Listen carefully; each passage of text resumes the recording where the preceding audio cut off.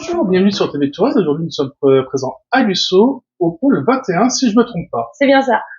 Pouvez-vous nous présenter votre association en quelques mots et nous dire depuis combien d'années existe-t-elle? Allez, c'est pour toi l'historique, Laurent. Alors, c'est une association qui a une bonne dizaine d'années maintenant. L'histoire a commencé avec un lieu d'animation, merci, d'animation qui était sur Lusso et du coup il y a eu un changement de terrain et à un moment une association s'est montée pour la gestion du terrain et en collaboration avec un camp d'été qui se fait maintenant tous les ans sur ce lieu. Donc au départ Bulle de Môme propose des accueils sur l'été et le pôle 21 est sur la gestion du lieu. Donc là on est dans un espace qui a été créé il y a 10 ans sur un principe participatif où les gens du village et autres sont venus construire un bâtiment passif. Suite à ça, s'est installé un Algeco qui est un peu plus bas et d'année en année, la construction du lieu s'est faite à travers des projets participatifs et divers partenariats. Voilà. Qu'est-ce qui vous a motivé à créer ou rejoindre cette structure? Moi, c'est par le biais d'un collègue. Donc moi, je suis éducateur technique. Je bosse pour une association qui s'appelle Enfance et Pluriel. C'est un ITEP. Et c'est par le biais d'un collègue avant la construction de ce bâtiment-là qui nous avait interpellé sur l'opportunité, en tout cas la pertinence d'un projet tourné vers l'environnement et l'éducation. Pour ma part. Eh bien, moi, pour ma part, c'est que je suis une villageoise, une habitante de Lusso-sur-Loire. Et donc, j'ai profité du pôle 21 au début, en le découvrant petit à petit avec les activités. Et du coup, je me suis dit, mais il faut absolument rejoindre cette aventure. Donc voilà, donc maintenant, je suis membre du CA. Et voilà. Et le jeune homme qui vient de nous rejoindre. Oui, bonjour. Tu vas te présenter.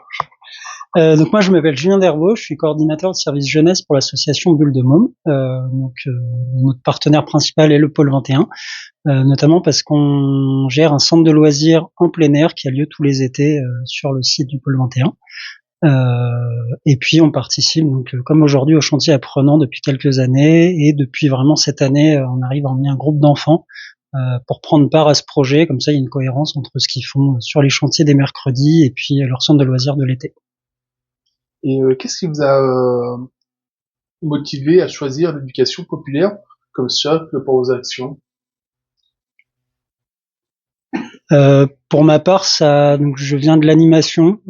C'est quelque chose qui a été un peu naturel au début, sans forcément mettre les mots sur l'éducation populaire dans mes méthodes d'animation avec d'anciennes collègues.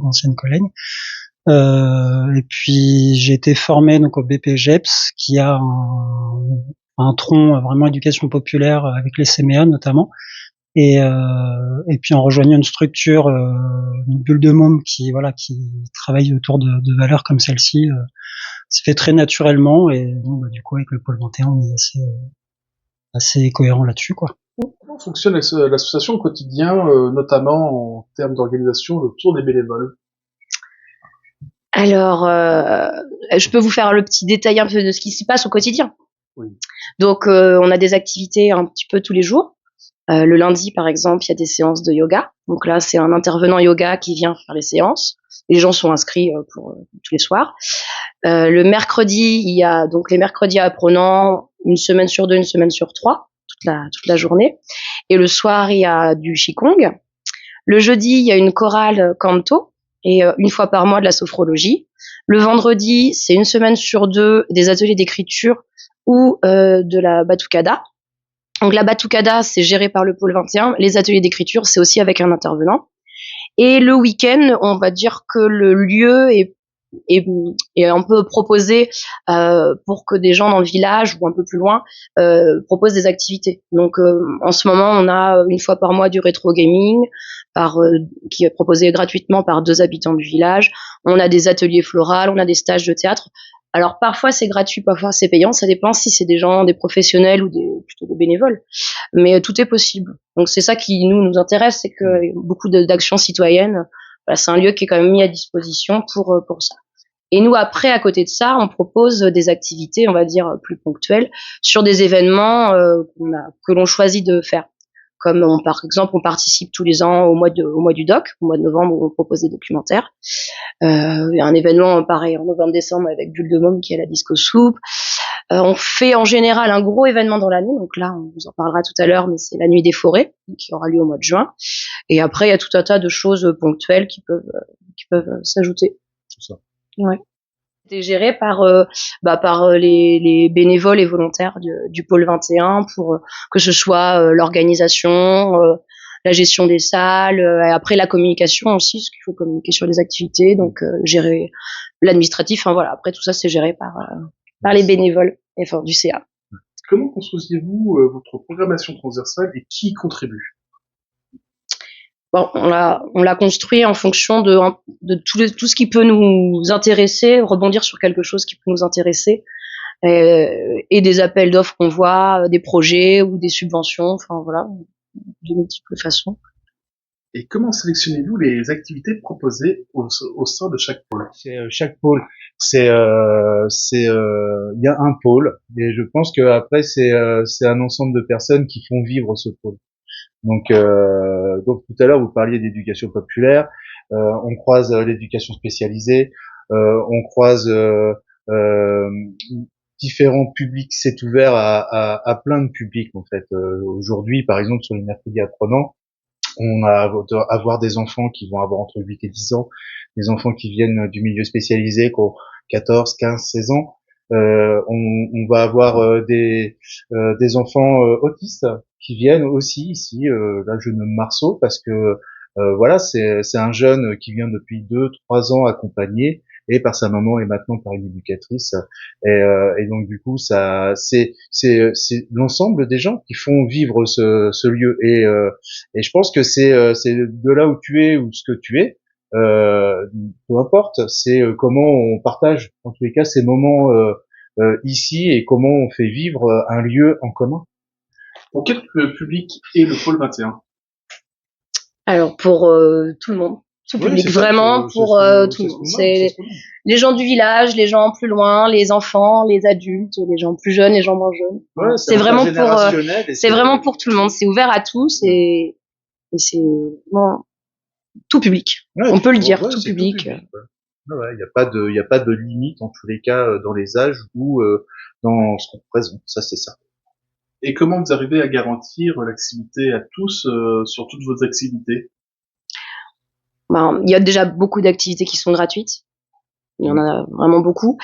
Celles qui ne le sont pas, on essaie quand même de limiter pour que les tarifs ne soient pas trop chers.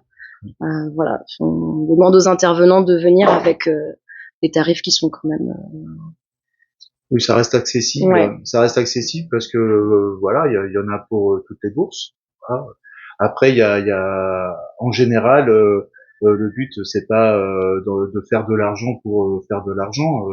Le projet s'est construit aussi à travers des appels des appels à projets. Ça a été la région, ça a été le département, ça va être la commune, ça va être des associations locales, ça va être l'ensemble des personnes, en tous les cas, qui ont envie de faire vivre quelque chose et de partager quelque chose. Moi, je suis vraiment convaincu de ça. Et puis, je trouve que d'avoir la possibilité de pouvoir défendre des projets et de les faire subventionner, c'est un vrai plus. Alors après, je vais pas dire que c'est facile, parce que voilà, on rencontre aussi cette gestion aussi des choses et de garder en tous les cas un sens à ce qu'on fait sans non plus trop se fatiguer ou trop en souffrir, parce que c'est des lieux qui où il se passe de belles choses, et quand l'ensemble des personnes sont dans cet effort de faire quelque chose ensemble, voilà, c'est tout le monde qui y participe et c'est tout le monde qui met de l'énergie, et donc du coup ça nous permet aussi de profiter et de faire profiter. Pouvez-vous nous parler d'un projet marquant pour le pôle 21? Un projet qui est passé. Moi, j'ai envie de parler d'Histoire vraie, C'était un événement qui a eu lieu 2 fois, il y a 2 ans, il y a 3 ans, qui a été organisé par le pôle 21, mais qui n'était pas sur le lieu du pôle 21, ça a été organisé dans le village. Et c'est vraiment un événement qui a vraiment rassemblé les gens du village. C'était dans plusieurs caves chez des gens, il y avait des spectacles, des écoutes, enfin, tout un programme dans les rues chez les gens et en déambulation. Et les gens ont vraiment joué le jeu d'ouvrir leur maison aux autres membres du village. Et enfin, c'est vraiment, je sais pas, il y a quelque chose qui s'est opéré lors de ce festival et qui a vraiment rassemblé les gens dans le village et enfin, il y en a plein qui se sont rencontrés à ce moment-là. Et ça reste un événement moi, du pôle 21 que j'ai trouvé assez marquant. Quoi. Ouais. Et puis la construction du pôle 21, c'est peut-être aussi à travers une phytoépuration, c'est peut-être aussi à travers une réserve d'eau pour faire les arrosages de l'été, d'un travail autour du grèbe, une technique de bois pour protéger l'Algeco. Ça a été un four, ça a été plein de choses qui ont été faites ici pour faire vivre un lieu. Et c'est vrai que ce projet-là, il a permis de faire fonctionner le four, de faire venir aussi les gens sur le lieu, de se rendre compte que ici passe des choses et que on peut y participer. Ça, c'était plutôt chouette. Ouais. Et quel serait un futur projet marquant pour le pôle 21? Alors en projet un peu technique sur le lieu, de continuer d'améliorer l'accueil loisir pour l'été de prioritaire. Là, je pense que c'est vraiment ce qui nous réunit tous pour que. Bah oui, je te laisse en parler un petit peu plus. Oui, du coup l'idée c'est que on est pendant 2 mois, on accueille jusqu'à 60 enfants, il y a une petite dizaine d'animateurs, animatrices. Donc c'est quand même un moment très intense, du coup qu'on partage avec le pôle 21, mais pour Bulle de Môme c'est un moment assez fort de l'année, et d'avoir des infrastructures qui soient pérennes, qui soient confortables, ça fait partie aussi d'une vision qu'on essaie d'avoir communément, et notamment Laurent parlait du coup de l'Algeco, de la rénovation qui a été faite, du coup ça profite à tout le monde et nous aussi pas mal à ce niveau-là, et voilà, du coup il y a encore des projets de continuer cette partie sanitaire, pour nous d'avoir on a une cuisine, on fait venir un cuisinier voilà, les enfants mangent vraiment de la nourriture locale bien cuisinée sur place, donc de garantir aussi d'avoir un bel espace de cuisine pour tout ça, pour avoir des valeurs éducatives qui soient portées parce que voilà, on met les moyens et des belles infrastructures autour, donc un confort pour l'équipe, pour les enfants. Donc voilà, tout ça c'est des projets qui se travaillent sur le long terme, et puis on continue à avancer là-dessus, quoi. Petit appel à bénévoles, ouais, en effet. Oui, parce que du coup ce projet, c'est vrai qu'il se construit, je parle du centre de loisirs, mais là comme vous voyez le lieu aujourd'hui, c'est le lieu du pôle 21 sur l'année, et nous on arrive un peu avec nos gros sabots, on ouvre notre container et puis on sort barnum, yourte, tipi, des installations en bois aussi pour les enfants. Et du coup, on fait ça pendant 2 semaines de chantier. Donc, il y a une partie des salariés de Bulle de Môme, des animateuristes de l'été qui viennent pour aider à ce moment-là, mais aussi pas mal de bénévoles. Donc, on essaie d'atteindre les familles pour les impliquer dans le projet aussi, que ça soit quelque chose justement. Parler d'éducation populaire, l'idée c'est pas de faire seul, mais de faire avec tous nos publics. Et puis voilà, d'avoir ce moment-là de chantier, c'est aussi un gros moment fort qui démarre l'été. Et plus on a de monde, plus on a une qualité au niveau de ce chantier, plus on aura un bel été avec les enfants. Pour faire avancer les projets, il vous faut des partenaires. Quels sont vos principaux partenaires locaux ou institutionnels? Si je parle pour Bulle de Môme, on gère des accueils de loisirs, donc nous, nos partenaires institutionnels, ça va être la communauté de communes, la CAF notamment, c'est le plus gros partenaire. Et après associatif, évidemment le pôle 21 et quelques partenaires ponctuels qui interviennent justement sur des temps de chantier, parce que ça rejoint un petit peu ce que Laurent disait sur les chantiers apprenants des mercredis. On veut faire en sorte que ça soit aussi des temps donc à la fois de montage où on a besoin d'avoir un rendu de centre de loisirs à la fin, mais aussi des temps éducatifs. Du coup, il y a des personnes en formation qui peuvent venir sur des formations d'animation pour apprendre des méthodes, comment animer en extérieur, par exemple, apprendre des méthodes pour construire un camp en extérieur, et aussi des ITEP, éducateurs, éducatrices de rue, qui viennent avec des jeunes pour accompagner voilà, leurs jeunes sur des projets un peu différents dans un cadre qui est plutôt bienveillant. Enfin, c'est le retour qu'on en a, donc c'est des choses qu'on garde sur les partenaires associatifs. Depuis tout à l'heure, on évoque différents partenaires. Le pôle 21, on peut voir, c'est un partenariat entre votre structure et aussi de Baume. Comment cela fonctionne toute l'année? Avec des inter-CA, on se réunit, de temps en temps. Bon, après, on s'appelle, on s'envoie des messages et on se voit quand même aussi lors des mercredis apprenants. Et puis une bonne entente, quoi, de personnes, quoi. De gens qui sont contents de fonctionner ensemble.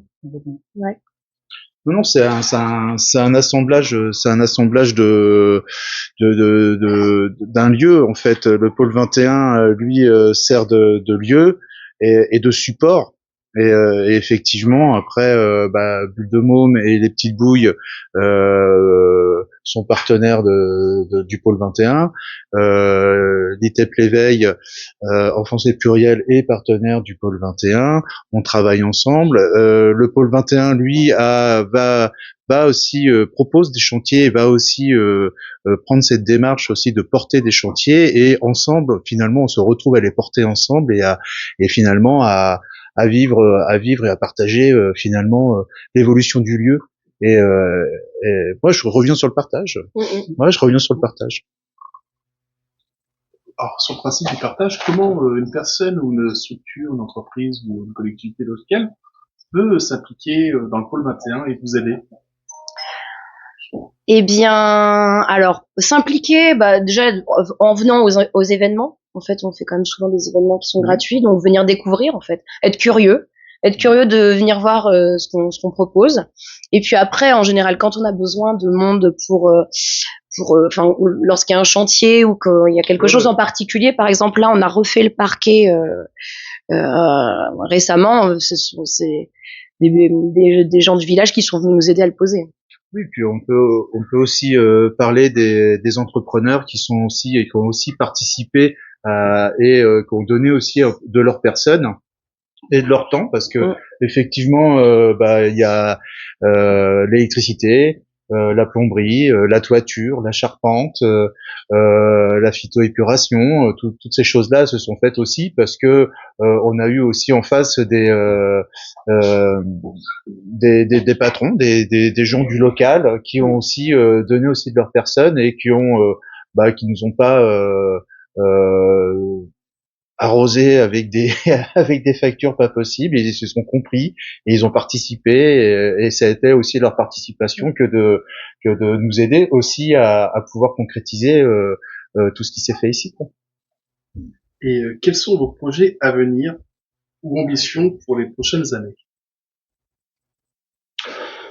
Les projets à venir, en tous les cas, cette année, on a été plutôt sur une année de soins. On s'est occupé du terrain, on s'occupe de la forêt, on la balise, on la protège.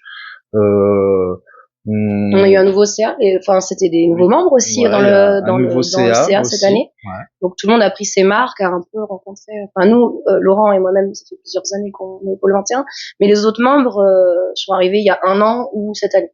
Donc c'était aussi un peu un relais de. Ça c'est. Ça s'essouffle pas à partir du moment que des gens s'y inscrivent, et voilà, il y a de la place, il y a de la place pour poser des idées, il y a de la place pour mettre de l'énergie, ça c'est sûr, mais il y a de la place aussi pour vivre des moments, et effectivement tout seul on n'arrive à rien, hein. Ça c'est certain, et je pense qu'on a bien compris que travailler ensemble, s'écouter, faire attention à nos besoins, faire attention à ce qu'on veut aussi projeter. Voilà, les projets de l'année prochaine, peut-être qu'on les discutera peut-être en septembre ou un peu plus tard. Pour l'instant, on termine quelque chose, et puis on avancera vers une nouvelle aventure petit à petit pas par petit pas, comme on a toujours fait, je crois. Oui. Voilà. Quelles sont vos prochaines animations? Alors on a un événement là qui est tout frais, qui arrive dans 3 semaines, la Nuit des Forêts. Donc on a répondu à un projet qui est national, qui vient d'une association qui s'appelle Les Nuits des Forêts, Et donc c'est un festival qui dure du 6 juin au 22 juin. Donc nous on s'est inscrit à cet événement et on a une date au pôle 21. Donc le samedi 14 juin, on propose de venir passer la journée, donc l'après-midi, c'est à partir de 14h. L'après-midi et la soirée dans notre site. L'après-midi, on va proposer une multitude d'activités. On fait venir nos intervenants qui font des activités l'année pour faire du qigong, du yoga, de l'écriture en découverte. On a des points d'écoute de podcasts sur la forêt. On a Thomas Boucard de la CCVA qui vient présenter l'Atlas de la biodiversité et un questionnaire qu'il a fait récemment. On a 2 balades comptées dans l'après-midi qui sont organisées par 2 associations, à Fleur de Comte et Jean-François Talon, qui font des balades comptées. On a Gaëlan de Bulle de Môme qui va faire une animation sur les insectes. On a l'association Graines et Canopées qui va faire une animation sur les super pouvoirs des arbres.